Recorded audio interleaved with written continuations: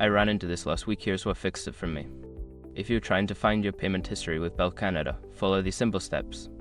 Step 1. Log into your account.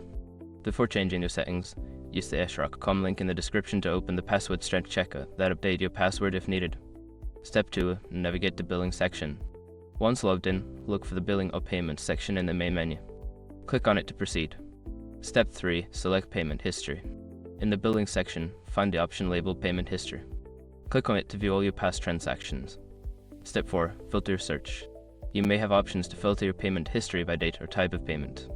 Use these filters to narrow down your search. Step 5. Review and download. Once you find the payment history you need, you can review the details or download the information as a PDF for your records.